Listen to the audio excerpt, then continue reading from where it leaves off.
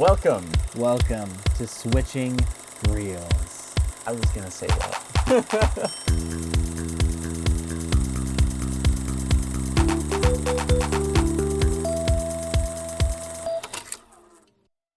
Hi, Connor. Hello, Trenton. How are you doing today? I do not have depression today, so I'm doing fantastic. A great day.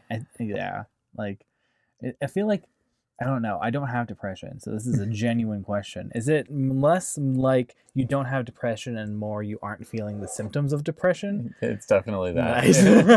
Okay, cool. I'm just curious. To our audience, hello. Hi, guys. Welcome to Switching Reels. One of our audience members has said that it really disconcerts them that we never look at the camera. So, here's to you, audience member. Is this what you're looking for? I really hope it is. I hope it isn't. I think it's kind of fun. Okay, we're good. Cool. I'm just gonna take the side of Connor's face during this episode. What are we doing now, Connor? We've started our Hayao Miyazaki tier list. Yeah! Which is not to be confused with Studio Ghibli. No, Studio Ghibli does a lot more than that. Yeah. They've had many more people, but this would definitely be their tentpole exactly. director. He's come out of retirement like 3 times to make different movies. I think it's 4. I think the first time was, if I'm not mistaken, it was on Princess Mononoke, and he had like 3 movies after that before he retired again. Ponyo and... No, Ponyo was the second time. Yeah, exactly. And then he had... Yeah. And then The Wind Rises. Yeah, and then Spirited Away. And then... Oops. Boy and the Heron. The Boy and the Heron. There it is. So, today we watched... the same movie, but you wouldn't know yet, actually. I wouldn't. You haven't seen it. No. But today... Makes me sad. You said. We watched... the only other one you hadn't seen yet. Yep. Which is very cool. It means we were able to see it together for the first time. Not first time, but it's nice that Miyazaki. And it's also not entirely true to say that I hadn't seen it. You'd only seen like half, right? Yeah. So we'll get into this. Yeah. But I've started it a few times, and every time I was like, I'd rather just watch something else by Miyazaki. Oh, interesting. Okay. I'm excited to talk about this. As a spoiler for where I'm putting this on our invisible tier list here. Which we will have a physical one at some point, and it's going to be lovely. This movie for me is F for Miyazaki. F for Miyazaki? For Miyazaki is still like a B for normal people. But F for me, interesting. Yeah, this is bottom of the tier list for me. Really? Yeah. Interesting. I'm excited to talk about this. And this is going to be exciting. Again, I want to make it very clear, I don't hate this movie. No. I thought it was a really cool movie. Okay, let's go enjoyment technical then. Technical, I probably give this one like a 6, which is above average. Okay. Yeah, 5 is average. 6 is above average. Nice. There were some elements of it that were very beautiful, and I go, okay, yeah, Miyazaki film. Yeah, Miyazaki is working on this, but so much of it has just been it feels dated, and again, coming from me, that has to be pretty significant. Yeah, pretty significant for dated things. It feels dated, and it feels very choppy in both storytelling and in like physical presentation. Gotcha. Enjoyment for me, this is probably like a 7. Nice. It was fun. It hasn't changed my perspective on film or anything. I wouldn't even put this in like my... If I were to say, should this be in the top 250, I'd be no. Nowhere near. This is like top 500 movies maybe. Okay. But that's not a bad thing. I'm going to get so much energy from you in this episode. I am stoked. We've recently Connor and I have talked about how I drastically enjoy when we conflict in these, because I just get so much energy from it. So did you love this that much? I really liked it. So Okay. I'm gonna put technical probably an 8. Like I would agree that there are some things that were like, but I thought the pacing was really cool. I thought that for a Miyazaki film, I thought it was really nice. And again, I'm looking forward to having this tier list that we can go like actually compare them with here soon. But and then for enjoyment, I think. Did we say what we watched today? Oh my gosh, we didn't! All right, everybody. This is Lupin III. Lupin. The Lupin III. Dang. Stormlight reference. Lupin III. Castle Mononoke. Castle. Yes, in the sky. I'm not. No.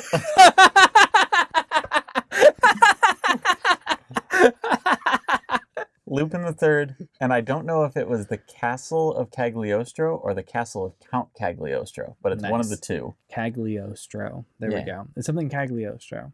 Yeah. Yeah. It was. Yeah. It's the something of Cagliostro something. The third. The 3 times. 3 times. X3. Only one movie, and also it's the first published, like the first like notable Miyazaki film chronologically. As far as I know, this is the first one that he has in his filmography. That's so cool. This would be his first feature-length film. Yeah. Anyway, so on enjoyment, I'm probably at an 8, so just a little higher than you. Okay. I thought the jokes were great. I thought I liked the plot. I liked the story. I was just kind of like, oh, cool. The entire time. There are moments where I was like, okay, am I starting to get bored? And it was like, no. Oh. You're not. But I just really resonated with the main character. I really, really liked Wolf a lot. So I kind of felt that as I was watching it. I'm like, this is a very Trenton character. He was lovely. So there were a lot of things that I saw in this that I think were just gonna be. I guess this is still before spoiler wall. There were a lot of things in this where I just kind of felt like, sure, this film is gonna be something that grows into the Miyazaki I love. Mm-hmm. And you could see some hints of it here and there. And I also saw some things, and I don't know how much of this is due to the manga, but some things that sort of were like precursors to Cowboy Bebop. For anyone that isn't aware, I love Cowboy Bebop. He really likes Cowboy Bebop. Yeah. He really likes Dune, and he really likes Cowboy Bebop.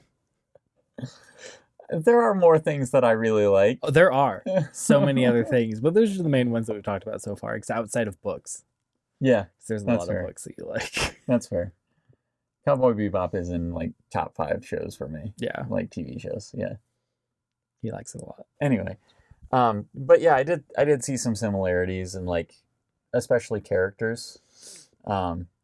Lupin is very much a Spike kind of character. I saw the first episode, unfortunately. No! I have not seen all of Trenton, Cowboy you've Bebop. seen like so many other anime. Like 15 times the amount of anime I've seen. Maybe not that much, but a lot. It doesn't take much. I've probably seen 4 or 5 series total. Well, yeah, but you don't read manga, so that's not an achievement. 1 more than 0 is... No, I read... No, it was a light novel. Uh-huh. Damn. I win. Yeah, you do. No, I think I actually did read my brother's copy of the time that time when I got reincarnated as a slime, Volume 1 of the manga. After I read the light novel.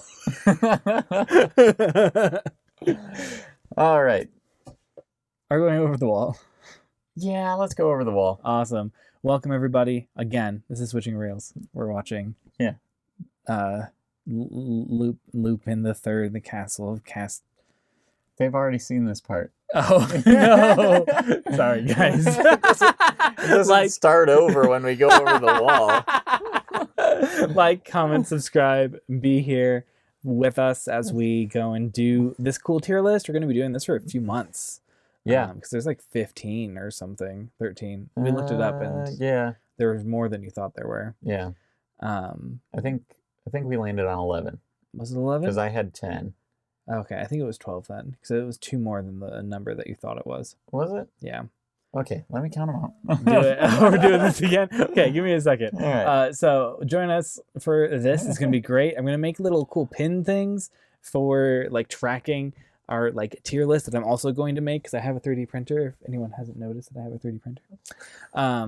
And it's going to be fun. And he wants people to notice that he has a 3D printer. Yeah, I really like my 3D printer. So he's going to 3D print some nails, and we're just going to hammer them into the wall here. Exactly. And we're just going to hang little, like, non-3D printed coins. I don't know, man, where this is going anymore. Don't 3D print nails, everybody. The point was we were going to break your wall. I prefer we don't, but, okay. You know, I was going to say you do you, but actually don't, please. Not in that case.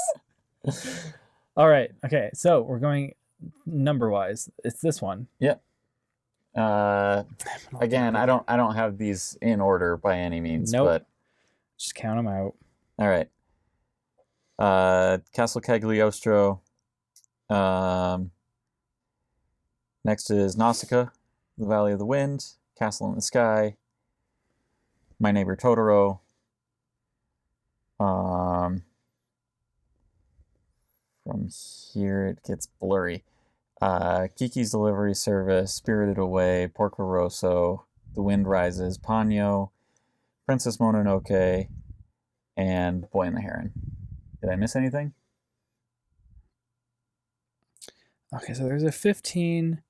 Oh, okay. I found a good one earlier. Did I miss anything? I think you have. Did you get Howl's Moving Castle? Yes, I did. That last time. Okay. Yeah. Cool. I had a good page for this at some point. Okay. Let me see. Kiki's Totoro. I didn't get Crimson Pig because I called it Porco Rosso. Oh, nice. Okay, good. But otherwise, Valley of the Wind. Yeah, I got all those. Okay. Assuming that this is 13. Really? Yeah, if you count these. That's 3, 6, 9, 12, 13. Oh. What did I miss? Sky. Oh wait, what's this one? That's Castle in the Sky. That one doesn't exist in our list. Conan the Future Boy. I'm not familiar. Oh, it's 49 minutes, so it's probably not a movie. Technically. Okay, so that's 12. 12. So what did I not do Howl's Moving Castle again? You may not have done Howl's Moving Castle again. But I remembered that I was supposed to remember that one. Did you do Spirited Away? Yes? I don't know. Now At you got me questioning things. I know. Sorry. There's 12. So it's going to be great. We're going to watch it for half a year. Oh my gosh, that's a long time. Yeah. Fortunately, most of these are on the list. Exactly. We're also just having a good time. I'm not going to try to count the ones that aren't because it's... Clearly I missed them. Tries to count the ones that are on it. This one wasn't on the list. It wasn't, and it does not deserve to be. Oh, wow. Shots fired. This one felt so okay. Well, before we go any further, do you think it should have been on the list? I haven't seen all of the top 250 yet. I know you haven't, but like... Not in the ones that I've seen so far. Okay. Yeah, not in the top 30 of all time. Absolutely. Yeah. I thought it was enjoyable, and I thought it was better than Castle in the Sky. Oh, those are fighting words. And slightly better than Kiki's Delivery Service. Those are also fighting words. I can't wait for this tier list. It's gonna be Is so this cool. the part of the series that we're going to disagree most on? I think so. It was Gladiator, and then we're gonna go through Miyazaki, and we're just not gonna agree for the next 6 months. If we take a hiatus, it's because we're not talking to each other. We see each other every week. Not if this goes too far south. No. If you don't hear from us, send help. Send a therapist or a counselor, please. I'm not going with him. Sorry. With who? With you. Where? I'm not seeing a counselor with you. Oh, okay. We can be in different rooms. Okay. Send messages. That's fine. Woo! I'm angry at you. Oh no. So I really liked it. So it did. It had vibes of. So only Brandon Sanderson fans get this. It did feel a little like Elantris, like oh okay, I could see this is the first work of a artist that I really enjoy. Yeah. So Elantris by Brandon Sanderson for anyone that wasn't following that. But at the same time, it was better than Elantris because Elantris was a little rough as compared to his other work. This one felt to me. This is a rabbit trail. Yeah, it is. Elantris, I actually liked quite a bit. I think this is my least favorite of his books. I like it more than Oathbringer. You like it more than Oathbringer? Mm-hmm. Wait.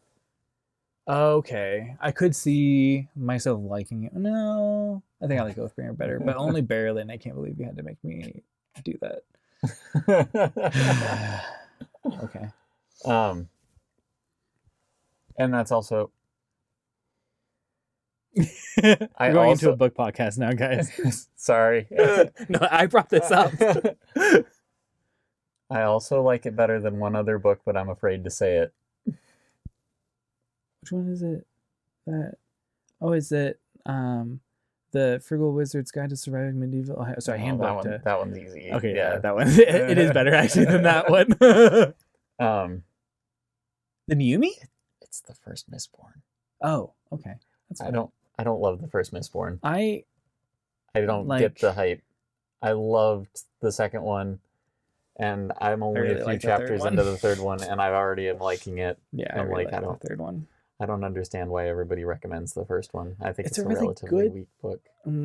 But it's a good jumping off point for Sanderson. Sure, it's weaker than a lot of his other books, but if you haven't read any Sanderson yet, it's a beautiful intro. But I was caught up on Stormlight when I started it. And you're also a world builder. So, makes sense that you started with the world building one and then you read the other one. Anyway, back to the movie we're supposed to be talking about. Yeah. So yeah, I really liked the characters. I really liked the setting. I liked the characters as well. I thought the characters were fantastic. Setting, I'm mostly on board with. Mm-hmm. I liked the atmosphere. The setting itself felt, again, kind of choppy. It felt a little hodgepodge. I felt like there was no real sense of place most of the time I was in the castle. Yeah. There was a little bit of a sense of place when you were in the ruins of the old castle and everything, but the entire rest of it, the only thing that made any real sense to me was the bridge going across to the tower. Yeah. And I got a very good sense of where the tower was in comparison to the rest of the castle, but interesting. There was a lot of it that just felt people just kind of teleport from room to room here. I know I've seen this room before, but I don't think they connect. Nice. Okay, interesting. Yeah. I didn't get that vibe. I felt okay. It's a very vertically and then slightly horizontally built castle with a lot of rooms that I've seen in castles that make it feel like it was okay, yeah, no, this makes sense from the castles I've seen and been in. That also might be part of it. I've never been in a castle. So we'll go and get you into a castle first, and then we'll watch it again, and you'll be like, oh, okay, it's supposed to be this weird, because all castles are laid out weird. Okay. Much differently than you imagine that they should be. I still feel like we should have had some transitioning shots, yeah, so that we know where we are. Cool. Really the only one we got was the steps. We got steps, we got the outside of all the when he's on the roofs. I thought that was really nice. The roofs were the other exception, I think, for me. I still didn't get a sense of where each of these roofs were, but he was just running across rooftops, so it almost didn't matter that much to me. It's kind of like somebody running through the rooftops in a city. You're I don't need to know where these buildings are or what they are. I just believe that there are buildings for them to jump to. But I was going to agree with you, though. Characters. Yeah. I think characters are by far the strongest part of this movie. Absolutely. I think characters followed by I think the comedic writing lands pretty well. So good. Yeah. Like it was funny in American. Yeah. And so like that's it. Yeah, they did a really, really good job with that, seeing as we're not the target audience originally. Yeah. That said, I think the comedic moments were too few and far between. Really? Mm-hmm. I thought that they were just like kind of peppered like most places. What I felt like my heart was chuckling very often. They were peppered, but they were peppered again. There wasn't enough pepper. I feel like it's the Lewis girl equivalent of garlic. Is what you want in comedy. Actually, that's a me thing for garlic as well. Nice. I'm okay, like, cool. Calls for 3 cloves. 19. Put 12 in there. Exactly. There is no such thing as too much garlic. Exactly. And I thought it was like, okay, I thought it was tastefully done. I thought it was nice. Okay. That's fair. And I think if I would have felt the way you did about the rest of the movie, I think it wouldn't have bothered me as much. Yeah. But it was just another thing to go and stack on top. Yeah. It felt kind of... The movie itself felt kind of bland to me. Yeah. Which is something I do not associate with Miyazaki. Yeah, that's a good point. I didn't feel bland, but I was also just like geeking out over the cool little gadgets and stuff that he made, and the improbability of him having made all of them, the amount of time that he had. And like it felt fun. Like the movie felt fun and not as like serious as future music. Like if you compare this with, again, you haven't seen Boy and the Heron. I haven't. Even like a little bit with Ponyo. Like Ponyo has more seriousness than this one, and I loved the levity that was in this movie. It was lovely. Okay, that's completely fair. Again, I think a lot of this is subjective. Yeah. And for me, I like the sort of... Miyazaki does this thing most of the time where he takes my heart and he whisks it away to another place. Yeah. And I did not get that at all with this movie. That's a really good point. I did not have any like fanciful whisking away in this one. Yeah. It was all just like, oh, we're watching a kind of silly action comedy. Yeah. And that's what it was. An animated action comedy with some of the art style of a Miyazaki movie. Mm-hmm. So yeah, no, I totally feel that. That's a really good point. Yeah, to me, this felt like... And I know that this is not at all what it was, but it felt like Miyazaki had been working on his actual films. And then this was just like the fun side project he did every once in a while when he was like kind of bored. He's like, hey, I've been reading this cool manga, Lupin III. I want to draw a few panels for it. Yeah. And then he just did that until he was like, oh, actually, I've got like an hour and 40 minute long movie here. Maybe I'll just ship it. Yeah. This felt like a trunk novel to me. Nice. To bring it back to writing. Yeah. I didn't know this was a manga. That's cool. Oh, yeah. This and Nausicaa definitely were. Ooh. I don't know if any of the other ones were, but I'm almost certain that by the time we get to Ponyo and on, none of those were manga. Yeah. And I think Princess Mononoke might have been one, which is the only reason that it doesn't go all the way back to like much earlier. Yeah. Interesting. That's cool. I didn't know that. I didn't know that so many of them were manga adaptations. Again, I don't think a lot of them are. No. But so many of them is more than I thought 0 of them were. So I know at least this one and Nausicaa are. And I think there's a Princess Mononoke manga. That's cool. But it felt very manga. Yeah. But not the type of manga I typically read. No, that makes complete sense as well. As I've said to some people before, I broadly recommend Berserk. I don't recommend it to any individual person. Did you not want that on your conscience? I can't be responsible for the damage it will do to your soul. But if a general human being is... But was it made for me specifically? Yeah. Yes, it was. If you have a vibe that you are like Connor, hit us up. Connor will give you many things. I still won't give you Berserk. I can't have, like... You have been given Berserk now, and that is as far as he will give it to you. Yeah.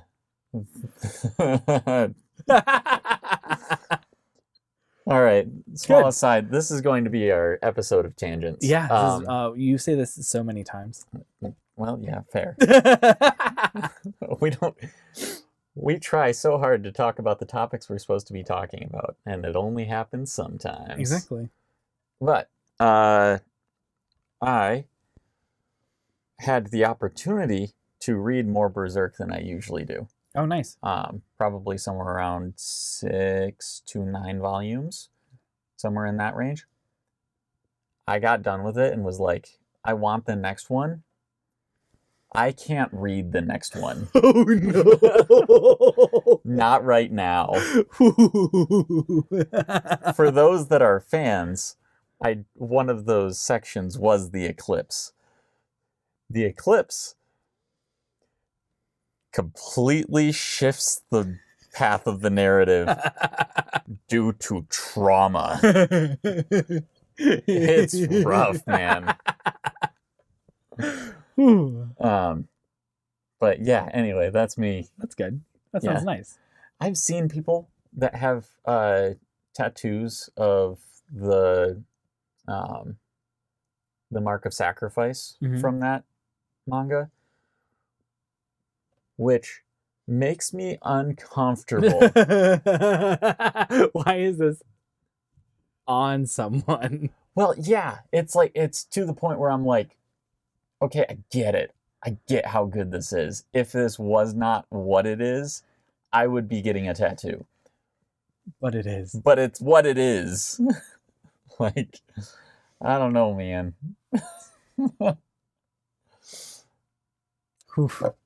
Anyway, I like my nerdy things. Yes. And again, I love that. We have different ones. Sci-fi and fantasy. Yeah. Which a lot of our Venn diagrams are not like separate from each other. Not at all. There's a very big amount of overlap section in the middle. Yeah. Which is great. It's just the extremes for me. Fair amount of on the edges. And especially the stuff, I would say when it comes to sci-fi and fantasy, you have a circle within my circle. Yeah. The things that I like that are outside of your circle are also probably less healthy than the things within the circle. I do like my healthy fantasy. Yeah. That is for sure. So I had one thing to go back. To bring us back. We were talking about a movie, weren't we? We were talking about a movie. I feel like the samurai was just the very competent samurai from Seven Samurai, just plucked and like copy pasted into this. The one that dies by gunshot, but after he's killed most of the everyone else and has stolen a musket or something. Yeah. That's what he reminded me of. He was also sort of the the anime samurai to an extent as well. Absolutely. The one that is superhuman fast and just love him. Him shredding off Lupin's clothes as he falls into the car. So was beautiful. Fire. So and good. then just telling him you should have worn an asbestos suit. Oh. Yeah, that's the other thing. There were a lot of moments in this movie that I did really like. There's so many moments. That's all there was for me to latch on to. I had a really hard time caring about the story itself. Or, like, I liked the characters, but I didn't care what happened to them. Yeah. I was a little sad when Lupin got shot. That was sad. You had a big reaction.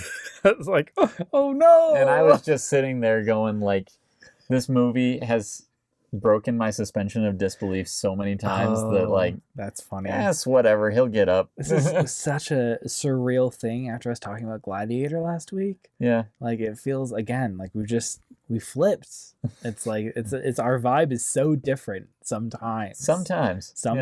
It's so different. But again, I would say, like, in comparison to Gladiator, right? Like, that movie has a lot of like sort of suspend your disbelief for this thing or that thing, but none of them are as drastic as this. No, I loved the amount of suspension of disbelief here. Like, it just made itself a meta to me, and I was like, yeah, I'll live in that meta. Absolutely. That's fine. I'm okay with putting myself in this area of like, I understand that none of this is real. It wasn't anyway. Yeah. This is beautiful. Give the characters whatever they want. Felt purposeless though.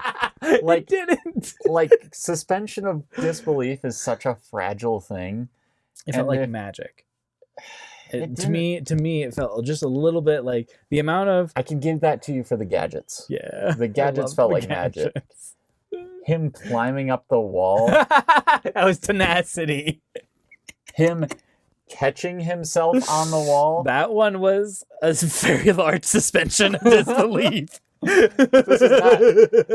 is not the realm of magic anymore. This is nonsense. That's just nonsense. Him like running down the roof and like just breakneck speeds to jump across to the tower. That I found far less breaking than the fact that he was able to climb up there in the first place 75% of the way in the first place. Mm-hmm. And then slip on the top. I was shocked when he stopped to throw the grapple hook. I'm like, dude, you can just go the rest of the way. You made that very clear. You're Spider-Man. This isn't hard for you. Just keep going. Any wall is insurmountable. Like, you can just surmount it. Like, it's just fine. You can go. It's not insurmountable. It's not insurmountable. Yeah, it is surmountable. Also, you want to swim up a gravity water? Do it. Yeah. I don't know. The first few of those, like that one, I was like, I rolled my eyes a little bit, but I'm like, whatever. That one was the same as like whenever like debris is falling and people are running on debris. And I'm always like, it's impossible. Yeah. Like there's that, or there's even like, if you go to the like old cartoons where somebody like ends up standing over a chasm and then they run back. I'm like, okay. Yeah. Like, there's no way that works. No. But I don't care. Again, it had a purpose, right? Yeah. You illustrated, they were going fast, and then they panicked. And then they panicked and went back. Because they didn't know it was there, right? Like, for me, that works. But it's that mix of when it isn't for comedy.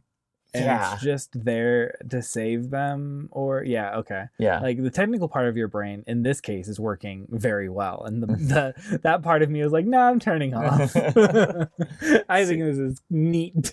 I wonder how much of that is sort of colored by the amount I've just studied storytelling and that kind of stuff, because that's a basic rule. Like, if something doesn't make sense and it makes life worse for your protagonists, you can still usually do it because people will be like, oh yeah, it got worse for them. But if you use that to get them out of a problem, they go, it's cheapened.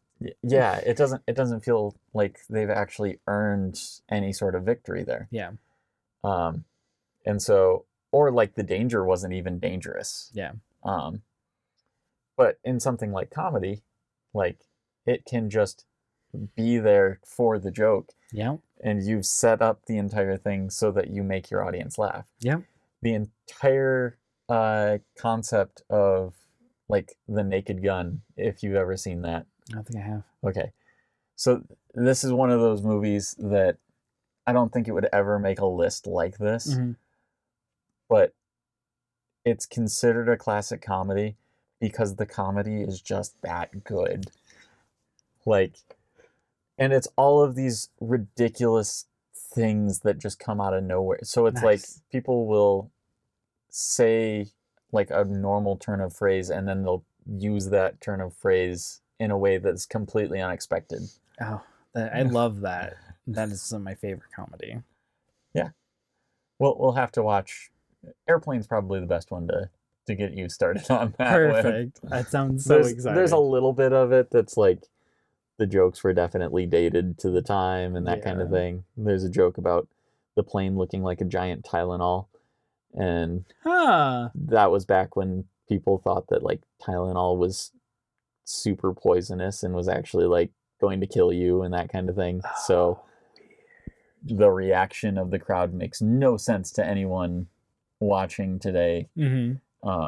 But anyway. That's so interesting. Yeah. I'm stoked to go and see some more of the comedy. That sounds great. We'll probably watch that outside of switching reels, unfortunately. Well, we get reel for it. Yeah, we could. Yes. Lovely. I'm stoked. We'll do like a 10-minute episode for something like that. Something short. Yeah. It'd be great. Yeah. Let me see. What else did I have here? Yeah, I primarily was just like turning off any sort of disbelief. Because I was like, oh, no. Yeah. I just like it. Oh, yeah. I was going to say his getting shot was enough payment for me. Like, oh, okay, he was shot and then he had to recover for 3 days. And my heart was like, I'm satisfied. Yeah. He's now incurred all the costs he needs to. Oh, and then also... Yeah, but again, for me, that was enough for me as far as the story goes for that thing. But it made me go, what about the rest of the damage that he should have been incurring all this time? Like, it doesn't matter anymore. It's all gone. But it is the amount of like just wow, they allowed this on television death that they put until the last like 10 minutes with the guy getting crushed in the cogs. Oh yeah. And then our main antagonist getting just that was pretty brutal. Like it zooms out really far. So you can't really see his like color or anything, but you can still see color, and then it goes and there's like a squelch sound, and you're like, what? The sound was far worse than anything else. Sound was much. It was like, oh, he dead. And again, those things felt like huge tonal shifts to me. Yeah. I'm like the antagonist at the end didn't as much, but the guy getting crushed in the cogs, I was like, a tonal shift. That was out of did we just go into a different movie? Like, ooh, I think that I didn't think I was watching the teeth pulling scene from Old Boy. I'm wondering if the last like villain dying was only okay because we already saw one guy just get absolutely crushed. Like, oh, okay. That's how they got Disney to distribute it in the US. Exactly. Add one more death. Again, I even brought this up in the movie. I broke our rule so many times. Yeah, so many times. Me too. It was lovely. Normally I have a rule of like minimal talking. Yeah. But there was a fair amount in this one where we were just commenting. Well, okay, so there were two reasons for that. One, there's so much dead air in this movie. Oh yeah, there was. There was a lot of time where we were like, yeah, we can talk. Yeah, exactly. It's fine. And it did not feel like it diminished the movie at all. I don't think I missed anything because of it. Yeah. I completely agree. It's a reverse rocket. But I even brought up while we were watching, like, when those the minute hand and the hour hand on the clock come together, I was like, how are you supposed to avoid being crushed by that? Yeah. Like, there's an area for them to like climb up to put those rings in, but gotta climb higher, you just gotta run. Like, how are you supposed to get off of the clock tower once you do that? You just run if there was room really fast. And there should have been room. There should have been room. Like, there is a much smaller clock tower on the building that I work at, and there is room. There is room. Yeah, to get in between those hands. It seem like the maker of this clock tower 500 years before. Oh. That was a modern clock tower. Not modern, but definitely the last 100 years. Yeah, at least 100 years. They're just like, oh, we found it. We're gonna build another clock tower for it. Ooh, that's a good point. Again, this movie does not hold up to any amount of scrutiny. I think you're hitting my refrigerator logic. I think I was having a bunch of it, and I was like, this is nice. And now afterwards, I can be like, oh, that one was refrigerator logic. I think most of it is suspension of disbelief. Yeah. Yeah. If you can deal with it while you're watching, then it's fine. But wish I could. It was lovely. Anyway, again, and this has been me being really negative on the movie most of the time. No, you're fine. It's a great movie still. F for Miyazaki is still like B for another director. Like, he's done such great work that it makes this one just look like garbage. I disagree. I do think that I liked it better than some of his other ones. Okay, that's fair. I'm looking forward to seeing our tier list. It'll be great. Me too. It'll be lovely. Yeah. I have a little thing here and we can go and put it in different places. Cool. So next time? Yeah, what is next time? Nausicaa. Valley of the Wind? Yep. Very cool. Yeah. Haven't seen that one. Oh, you haven't? No. Okay. I actually haven't seen a number of them. Not like, I think I've seen the majority, but I haven't seen a number. Okay. I don't think I've seen Princess Mononoke all the way through, which I'm stoked for. Yeah. That one. Again, I'm just going to spoil it and say that one's going S tier for me. Nice. There you go. That's a good Miyazaki film. Yeah. That's awesome. This one? Not so. Yeah. Cool. Awesome. Is there anything else that we have on this one? No, this was a pretty empty movie for Miyazaki. I'm glad I had a Gladiator before this one, so I can't feel bad. I'm glad you did too. I'm stoked. We'll see how this next one goes. Yeah. Cool. How do I end this?